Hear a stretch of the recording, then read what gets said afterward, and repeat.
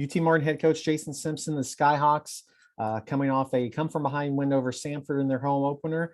This week, they will go and take on Northwestern State. That's a return game from the 2019 season. That is on Saturday evening. So, Coach, just some thoughts about your home opener and maybe the difference between the first quarter and the last three quarters of that game. Yeah, no doubt. Being certainly glad to get the win. At home, good crowd, great atmosphere for us. The first quarter was about as ugly as I've ever had. I think we turned the ball over 5 times in the first half.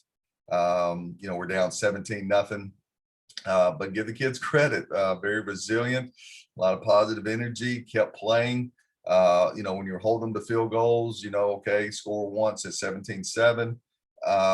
So like I said, give the kids our players a lot of credit and coaches for keeping it together and, having a positive vibe and battling back and then having a 24-point second quarter to take the lead 24-20. Very proud of how we came back out in the second half and got a stop. Got the ball back, scored again. So now you're up 31-20. And, then the rest of the game, you're pretty much kind of playing, keep away, running some clock.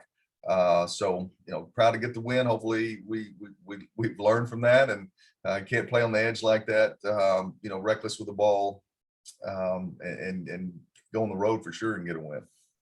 Well, you talked about in the preseason, the experience and the amount of talent in the league. Is that something to say you have a lot of upperclassmen that they didn't panic down 17-0 when nothing was going right to turn it around like that?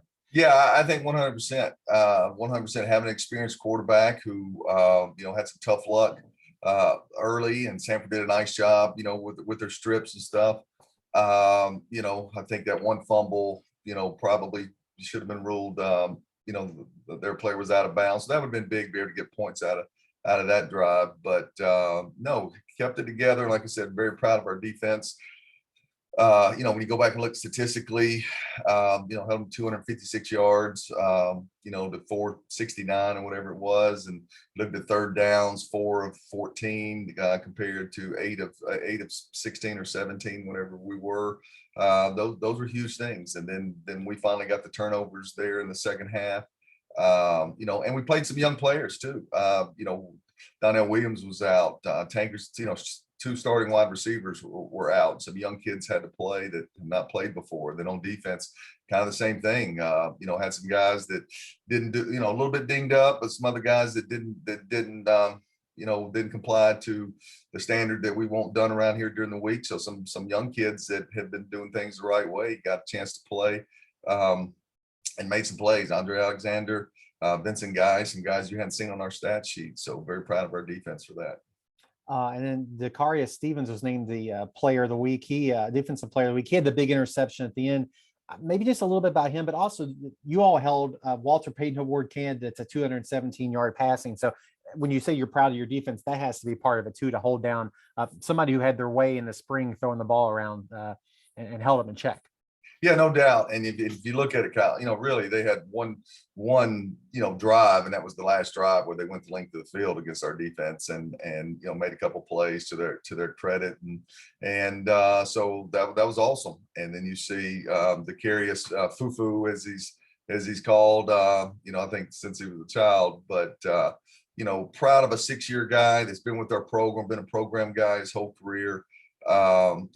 And a lot of our guys, you look at who made the plays in that game. Dakarius Stevens, a high school guy that's been developed here. Peyton Logan, the guy that's been developed. Rodney Williams, the guy that's been developed. Didn't get the ball to Colton Dowell as much as we would have liked. But a lot of program guys have been with us. Very proud for them and their hard work.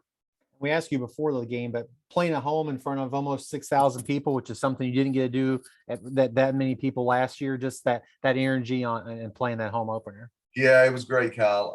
Appreciate our administration, our university. It was Parents' Day. The stadium looks as nice as it ever has in my 16 years. Our athletic director and his staff have done a great job of creating a home field atmosphere for us. So we need to continue to build upon that. So Northwestern State, they played an FBS opponent, and in this past week they were edged in the final minutes by Alcorn. So just what you've seen of them so far. Yeah, it's going to be a problem going on the road first and foremost. 7.5 hour bus trip.